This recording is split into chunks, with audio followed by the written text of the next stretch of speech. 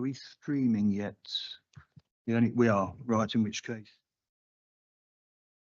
Good evening, everybody, and welcome to our November.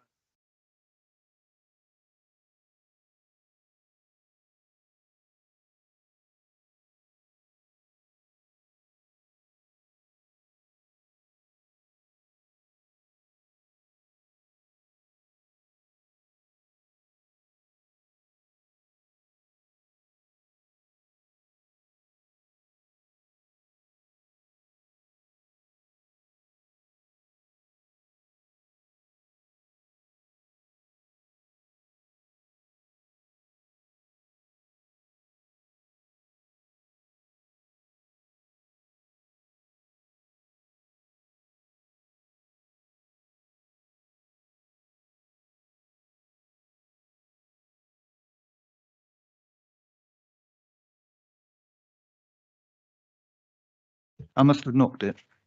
Apologies. Let's move it a bit closer. Is that better? Thank you very much. Second item, are there any declarations of interest? No. Third item, public questions and petitions. There have been no public questions or petitions.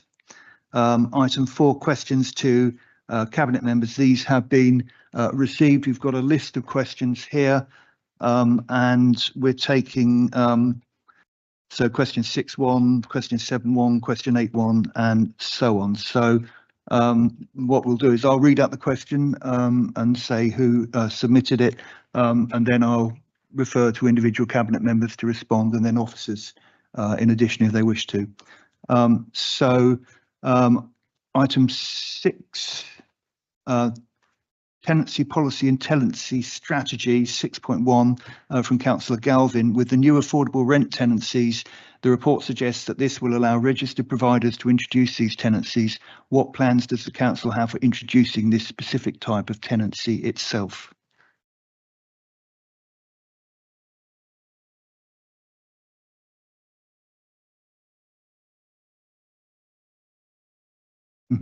Yeah. So the tenancy policy explains the link between our affordable rent tariff and the local housing allowance. We will not set affordable rents at 80% of market rent. Norwich's affordable rents will be set at a maximum of LHA. Setting rent levels at this tariff is equivalent to 55 to 60% of market rent. The policy was developed with guidance from the financial inclusion team, and no identifiable households will be affected by this change in rent setting. Well, I've been reminded actually that we ought to be taking these questions under the items that they relate to. So that is what we'll do. So we'll take that again when we come to that item. Is that okay? Yeah, okay. So apologies for that. Item 5, the minutes of the last meeting, they've been circulated. I need to confirm that Councillor Hampton has been appointed to the member board of the Norfolk Environmental Credits Limited joint venture. Can we confirm that these are an accurate record of that meeting, which was on the 16th of October 2024? Proposer, I'm proposing, Emma's seconding, all in favour? Thank you. Okay, so we'll move on to item 6. What I'm going to do, Councillor Jones is unwell, so I'm going to move her items up the agenda. So we'll take items 6 and 7 and then 12 to enable her to leave early. Councillor Jones. Thank you. So this paper brings updates to both our tenancy strategy and tenancy policy. There's a couple of amendments, one in the strategy around RPs, and then there's also the amendment to allow for affordable rents if necessary. And I think we need to be very clear that when we say affordable rents, it's not we would be capping that at the local housing allowance if we were using those. This is having this as a tool if we need it, because we want every opportunity in which to have housing and buy or build more housing, but viability can be an issue at times, and having the option of another rent level might mean there are occasions where we can have housing where we wouldn't have been able to have it otherwise. So given the demand in the city for number of people we've got on our housing list, I think it's really important that we take every opportunity. It's also, to be very clear, this is not changing anything for existing tenants. Our tenants who have a social rent will continue to do so. This is having an option there, just because there are opportunities potentially in the future where we can have properties that we wouldn't have otherwise, and having this option to make that purchase viable. So it's, yeah, I think it's very clear, whilst residents, when the consultation were concerned, we really clear this isn't affecting existing tenants. And I think we do have incredibly low level of social rent in the city, and it's anything we can do that increases the ability to have housing. Since the introduction of the Localism Act in 2011, it's been a requirement for us to publish a tenancy strategy as a social landlord, and have regard to setting our tenancy policy. So this is why we introduced this probably about 2 years ago now. I think we did an update, and this is just keeping on top of it and keeping it up to date. Yeah, I think it's amendments to an existing policy, and it just allows us options going forward. And I think all of us want the ability to have housing, but we also need to be conscious that it needs to be viable when we buy it or when we build it. And we have one pot of money, and we have an awful lot of calls on that. So we need to be able to use that most effectively. Thank you for moving that, Councillor Jones. Is there a seconder, please? Anyone wish to second? Emma Hampton? Councillor Hampton, thank you. Does any other Cabinet member wish to speak on this subject? No. Okay, so we'll go back to the questions. I'll move the questions from political group leaders that have been sent in advance. The first is from Councillor Galvin, which I'll read out. With the new affordable rent tenancies, the report suggests that this will allow registered providers to introduce these tenancies. What plans does the council have for introducing this specific type of tenancy itself? Councillor Jones, would you like to respond? Sorry, this is for the second time. So the policy explains the link between our affordable rent tariff and local housing allowance caps. That's really important to be clear of that. We're not setting rents at 80% of market rent. If we were to use this, it would be using the LHA cap, and Norwich affordable rents would be equivalent to 55 to 60% of market rents. And the policy has been developed with guidance from financial inclusion teams, and no identifiable households will be affected by this change. Thank you. Thank you. Okay, shall we move then to the vote then? All those in favour? That's unanimous, thank you. Moving on to item 7 now, the revised safeguarding policy. Once again, could I ask Councillor Jones to move the report? Thank you. So this is an update to our safeguarding policy. I think agree it's a very comprehensive document, very clear and accessible, and I think that's what I find particularly helpful with it. It's got very clear processes for people to escalate concerns. Whilst we don't have that sort of, we're not engaged in terms of working, the statutory responsibility sits at county level, but we work with vulnerable individuals, so it's crucial that we have a safeguarding policy and that people understand how to use it.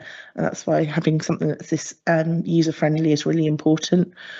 And I think it's also that accessibility of it. Safeguarding is everyone's problem. It's not one particular designated person, it's everyone in the authority. So I would encourage everyone to make sure they've read it. And we do have safeguarding training available for councillors as well as the officers do it. But yeah, this is an update. So thank you. Thank you, Councillor Jones. Do I have a seconder, please? Councillor Kidman, thank you very much. Does any Cabinet member wish to speak on this? All content? Good. Okay, I'll now move to questions from political group leaders that have been sent in advance. I have one from Councillor Galvin. There have been numerous occasions where councillors have tried to raise safeguarding issues about tenants in their current accommodation for a variety of issues where residents have expressed suicidal thoughts, with this leading to no proper process being followed to address these concerns. How can this be addressed through this new safeguarding policy? Councillor Jones, would you like to respond? So this sits slightly separately. There's a separate guide responding when people are expressing suicidal thoughts, which is available along with other accompanying resources via our wellbeing SharePoint site. And we can ensure this is referenced more clearly in the policy before publication. Thank you. Can I ask a supplementary? What we were going to do was have those in writing. So if you put a supplementary in writing, then we'll respond in the normal time frame. Point me being here. I don't seem to be able to speak, so. Well, you have the right to be here. Yeah, but I'm not allowed to input, so I don't really see. Will I get sent these paragraphs by email, and when will I have them? Well, I think it's within 10 working days. Is the yeah. So it's not the right for me to speak, and I'm going to get them in 10 working days. Fun. We've stopped the right for me to speak here or ask a question in real time, and I'm going to get these in 10 working days. Do you really think there's any point me sitting here? I think you Would you gained a sit great here? deal by sitting here. Do you? But I mean, we can deal with this separately because that's not on the agenda. So if you'd like to have a separate discussion, I'd be happy to do that. Good. Okay. Thank you. So let's move then on to. We haven't voted. No. So we'll now move to the vote. All those in favour? Thank you. That's unanimous. So item 8 is the corporate performance report for quarter 2, 2024-25. Oh, beg your pardon. Yes, you are. Thank you for that. So item 12 will just bring up the agenda. So this is variations and awards of housing revenue account contracts for housing maintenance, upgrades and compliance works. It's a key decision. Could I ask Councillor Jones to move the report, please? Thank you. This is just to allow us to continue some current contracts. We're doing a lot of work to do in terms of Davina, do you mind covering this? Thanks. Of course. This report brings together a number of contract variations and extensions. As we previously reported, next year we're looking at significant procurement of 2 tier 1 contractors. But the ability to enable us to continue to do the works that we need to do, the repairs that we need to do, all the work to keep people's homes safe will need to continue until we have the new contracts in place. So this series of contracts enables us to keep that work going in all those various elements that are detailed in the report. I know it's quite extensive, but it's a way of tidying up all of those procurement contracts so we don't have a gap between one provision and another provision. It enables us to keep a continuous service. Okay, thank you. Do I have a seconder, please? Emma. Thank you, Councillor Hampton. Does any cabinet member wish to speak on this item? Okay, so I'll move to questions from political group leaders. I have one for Councillor Galvin. What proportion as a value and as percentage of the extra £16,113,500 to be spent on the above will provide insulation and renewable heat for the council stock? Councillor Jones, would you like to respond? During roof replacement work, loft insulation is checked. If the loft insulation does not meet the 300mm requirement, then it's topped up. Alternatively, if the insulation is defective, then the insulation is removed and new insulation is installed to the current 300mm standard. This is hard to quantify as this is reactive work programme and is subject to survey at the time of replacement. Loft insulation is carried out on a whole house improvement to the standard of 300mm. An average loft installation cost is circa £1,500 per property for full replacement. Renewable heat, none of these contracts are to facilitate renewable heat installations currently. Thank you for that, Beth. We'll now move to the vote. All those in favour? Thank you, that's unanimous. And Beth, if you'd like to go home, you're more than welcome to. I hope you feel better soon. So we'll move on to item 8, which is the corporate performance report for Q2. Could I ask Councillor Kendrick, please, to move the report?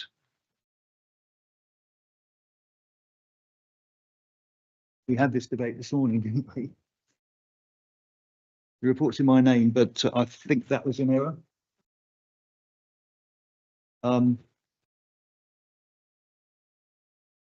Councillor Wright, welcome. I'll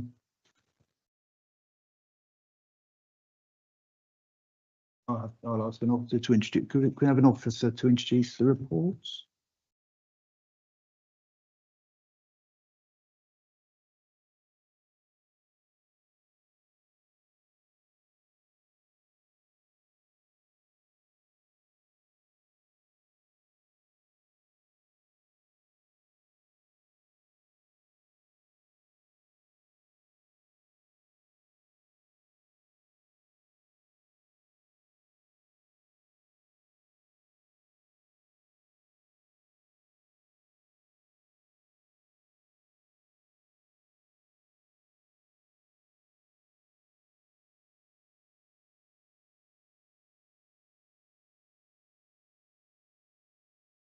Thank you. There we go. How's that? Lovely. Okay, so the report sets out progress for the period 1st of July to the 30th of September this year, so Q2, and relates to the priorities in our current community-led plan, We Are Norwich.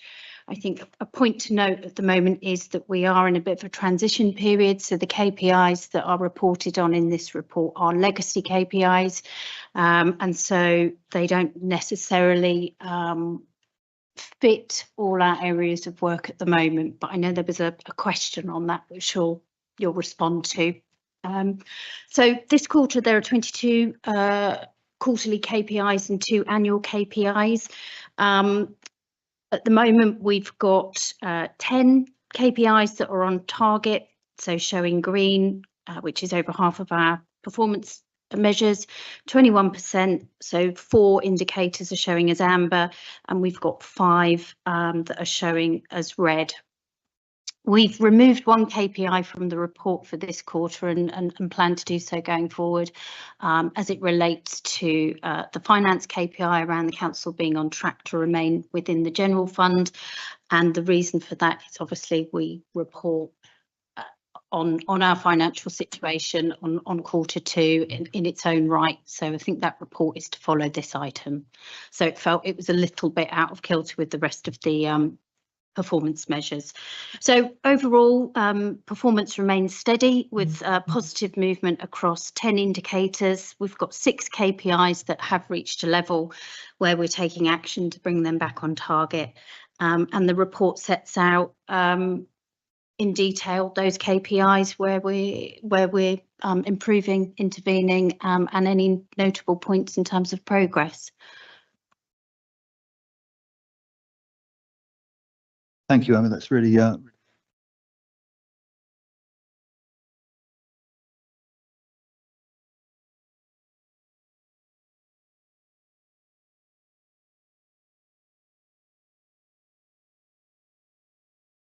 Thank you. Under improvements, I just wanted to flag the improvement in the average number of days taken to process new housing benefit claims, coming down from 20 days to an average of 15 under the target of 19.5. The CTRS processing times for the quarter are also within target, so that's really positive to see.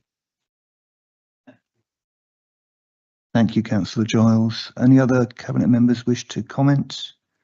No, I see shaking heads. So I'll move on to questions from political leaders. from Councillor Galvin. The corporate plan was adopted at the beginning of the year after much work and needs to align with reporting and KPIs. I'm not clear why the other priorities are being monitored, but a future-proof Norwich, which is clearly an important priority, is not. By what date will future-proof Norwich be monitored and reported on? When will the new KPIs be finalised so performance can be monitored using indicators that actually fit our corporate plan? And what are the risks involved in using outdated KPIs? In brackets, existing KPIs have been mapped to the new priorities, but how can we be confident that all new priorities are sufficiently captured by existing KPIs?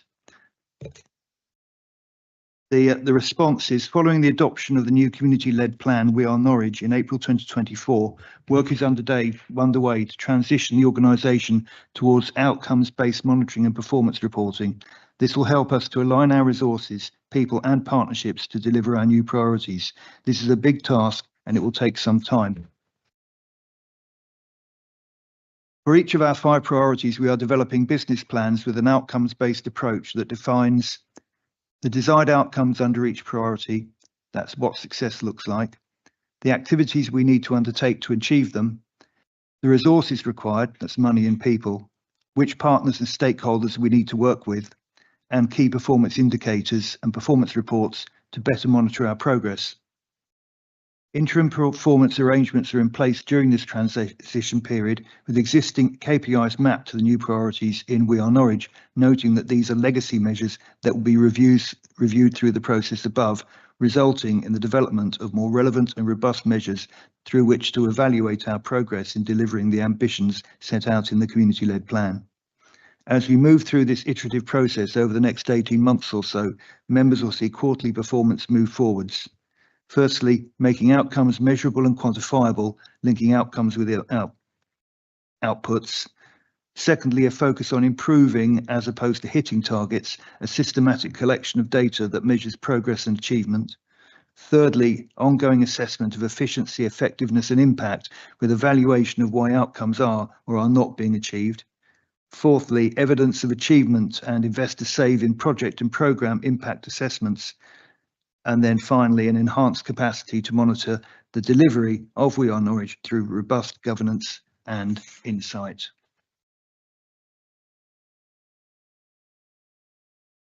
So we'll now move to the vote. Can I see all those in favour, please?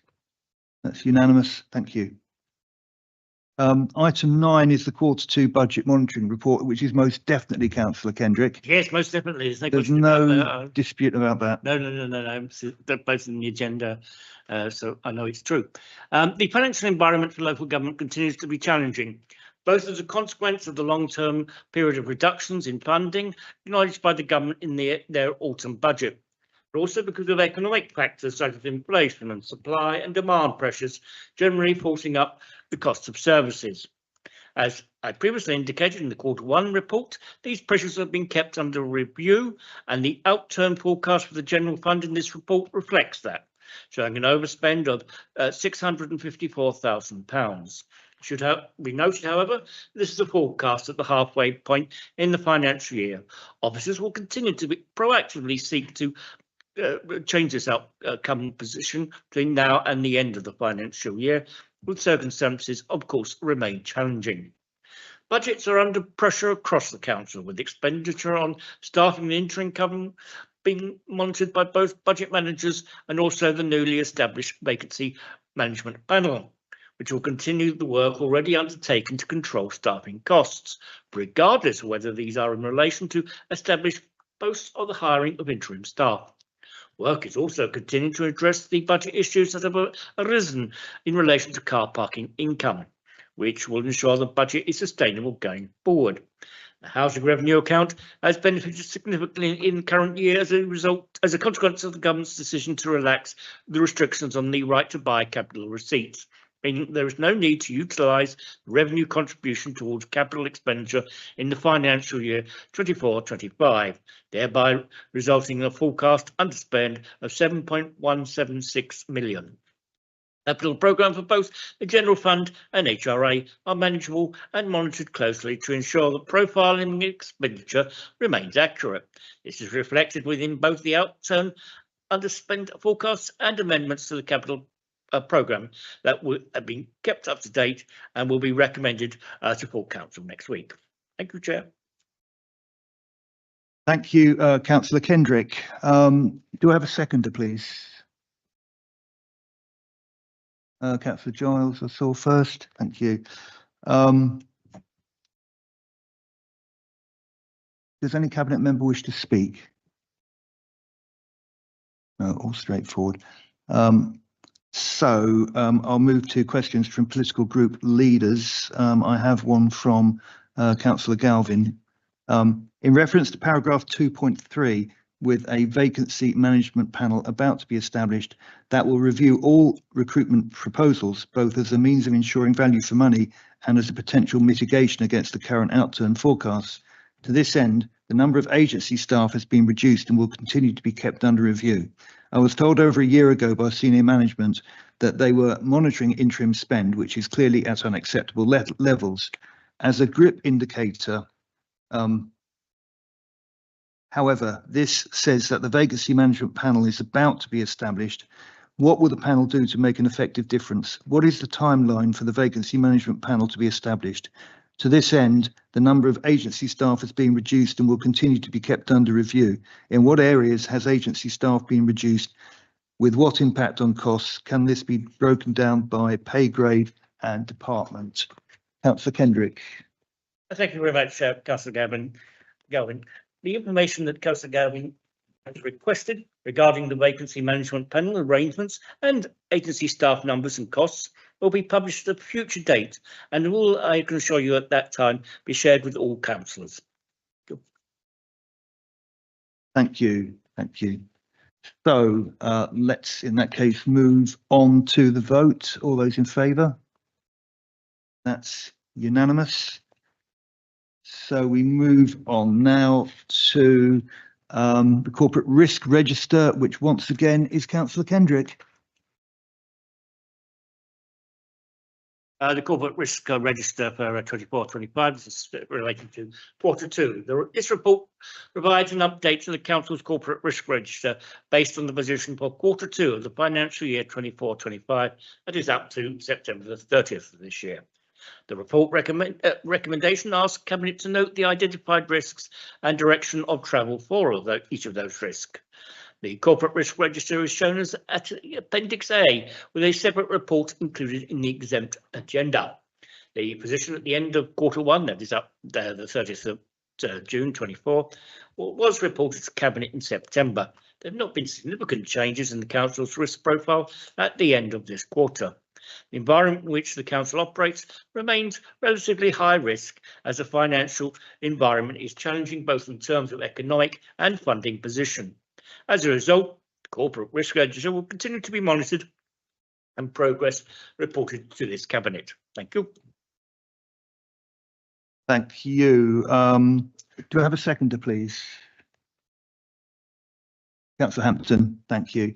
Are there any questions from colleagues on this report? No. Okay. So I'll move on to questions from political group leaders that have been sent in advance. This is from Councillor Galvin. Cost of living pressure placing demands on the council, its partners and residents. The general election has led to the establishment of a new government, and it is expected that the Chancellor's budget due on the 30th of October will set out plans for local government financing.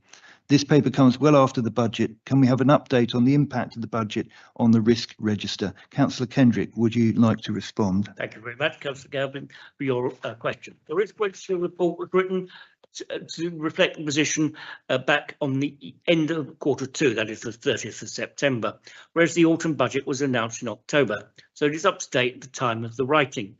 The impact of the autumn budget is still unfolding, and that is certainly the case. For example, in terms of the Bank of England's decision about the bank base rate interest rates, how quickly this may be cut, or we await further details about the distribution of additional investment in local government. That we won't have the details before that. The provisional local government finance settlement is published in December. The risk register will continue to be reviewed and updated as more information becomes apparent. Thank you. Thank you. We'll now move to the vote. All those in favour? That's unanimous. Thank you. Now item 11, adjustment to the 2024-29 General Fund Capital Programme. Once again, Councillor Kendrick to move the report. Thank you very much, Chair. This report reflects a recommendation addition to the capital programme, fully funded by Section 106 funds, therefore having no impact upon the resources of Norwich City Council. Those works will repair and strengthen the path within the Bowthorpe Southern Park, which has been subject to flood damage. Those works will not seek only to repair the path, but improve its resilience in the face of future flooding. It confirms the project meets the criteria for the use of Section 106 funding. Thank you very much. Does any other member wish to speak on this item? No. So I'll move to questions from political group leaders.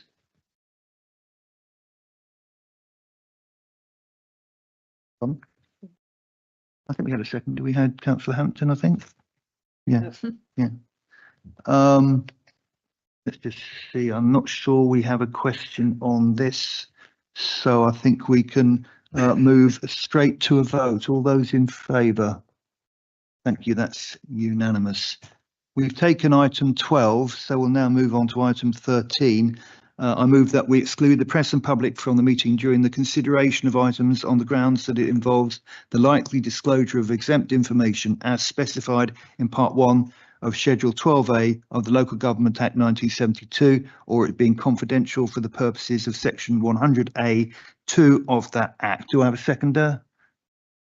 Yeah, Councillor Packer, thank you. And we'll now move to the vote. All those in favour? Thank you. That's unanimous. Oh yeah.